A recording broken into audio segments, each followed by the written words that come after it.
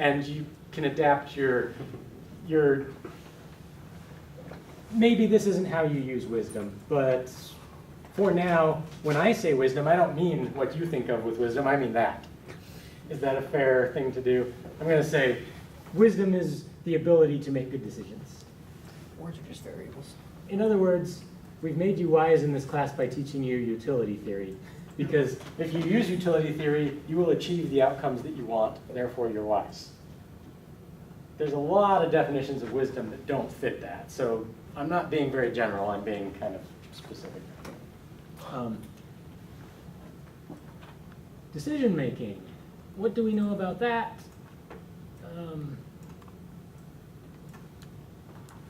Basically, we studied utility theory, and we claimed that by doing utility theory, you can arrive at the optimal, or you can optimize the expected results by using utility theory. Another way of putting it is we also studied planning with uniform cost search. This is a type of utility theory which achieves the outcome you want in the optimal way. And so pretty much we know how to make decisions, assuming you have the right priorities, right? I mean, this is getting really hand-wavy. It's pretty hard to use utility theory to decide who to marry or something like that. So we're kind of falling apart from wisdom a little bit here, but we're, at least at a vague level, we know how to make decisions in an optimal way, assuming we have correct priorities.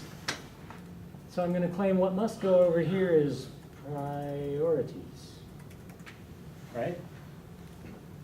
And pretty much this whole class we've focused on this part.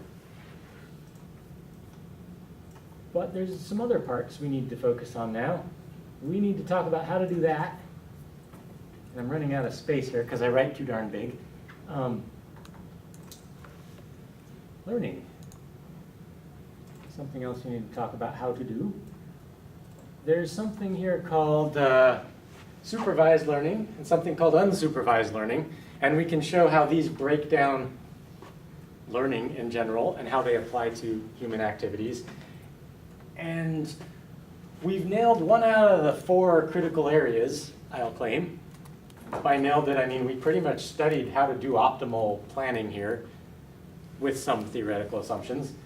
If we get the others, I'm going to claim we're almost to the point we can start coding up a intelligent cognitive architecture that will start behaving pretty well. So that's fun, right? This whole thing I'm going through, and I'm trying to motivate where we're going next. I want to talk about how to model priorities. After we do that, we're going to go into learning, and I'm going to talk about supervised and unsupervised learning. And all of these things, we're going to start piecing together the pieces of a mind and building artificial intelligence. Okay. So now I'm zooming in on priorities. Priority. Looks like a French word now, or a foreign word of some type. Priorité. What are priorities? How do you, and again, I don't know if there's a technical definition here. I'm just looking for, how do you decide what matters? We can't do uniform cost search unless you know what your goal is. We can't do utility theory unless we know what you want, right? What you care about. So what do you care about? What do humans care about? Food. Money. Food. Dominations. Money. Power. Power. I will claim we care about all those things. I don't think humans care about one thing. I think humans care about a lot of things. Let's list some. Food, money, power.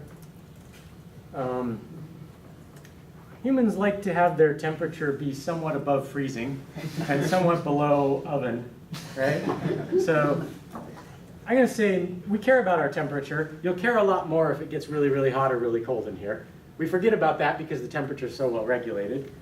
What was that thing? We like love. Some guy came up with a pyramid of needs or something like that. Yeah, there's all these, we could list them for basically good enough. We did it. We made a list of needs. And yet humans make decisions that somehow balance all of these things. How do we do that? I'm going to propose that there's a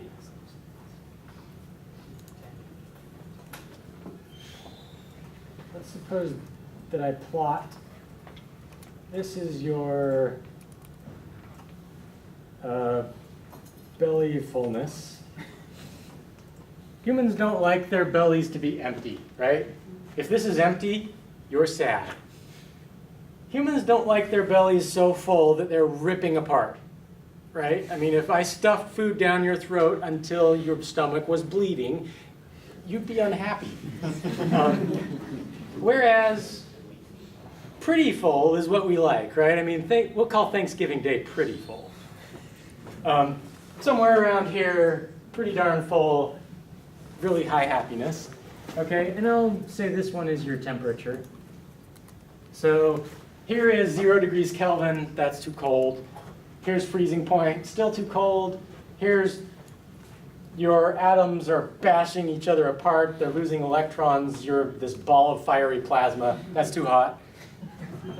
Here's your skin is roasting, still too hot, but somewhere between here and here you're happy. And if I were to start plotting these things, I'll do the best 3D plotting I can.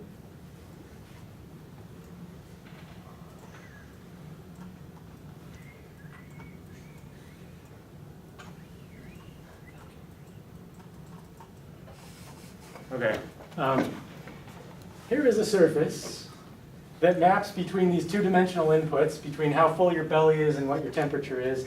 And I'm going to say somewhere around here is the right place to be happy. Somewhere around here is the right place for keeping you happy. And no matter how comfortable the temperature is, if your belly is totally empty, you're sad. Likewise, no matter how full your belly is, if you're freezing to death, you are not content, right? So the only way to be at this peak of your happiness, I guess this vertical axis is happiness or contentment or homeostasis, if you will, is to have all of these things in some kind of a balance. And whichever one is the most out of balance, that's the one you focus on, right? This is just I'm not saying this is how you work, I'm saying this is a model that could explain how you might work, right? Now imagine more axes. I can only plot 2 here because I'm only approximating 3 dimensions here. I'm really only doing it in 2. But imagine I had 50 dimensions to work with, and I plotted how much power you have. Can you have too much power? I don't know, maybe that one doesn't bell down. Maybe people just like as much power as they can possibly have. But you probably don't like everybody hating you because you have so much power. Well, I mean, you probably wouldn't like the people uprising against If you have a lot of power, you don't care. Let's leave power alone. I don't want to go there. But what's another one? Temperature, belly. Your bladderliness. Nobody likes their bladders. Well, you like it mostly empty, but you don't like it vacuuming out. Bad example. Let's move on. You like love, but you don't like too much. Sleep. Sleep. You want some sleep, but not too much sleep. You get bed sores if you sleep too much. Okay. Oh, I am out of time. You're welcome to leave. The gist of it is, you can imagine a surface here, right? And you kind of try to stay at the top of the surface.